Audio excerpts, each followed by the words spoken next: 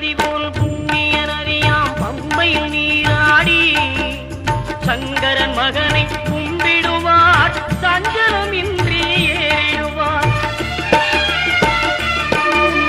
நீலிமலை ஏற்றம் சிவபாலனும் ஏற்றிடுவார். காலமெல்லாம் நமக்கே அருள்காவலராயிருப்பார். தேகபலம் தா பாதபலம் தா தேகபலம் தா பாதபலம் தா தேகபலம் தா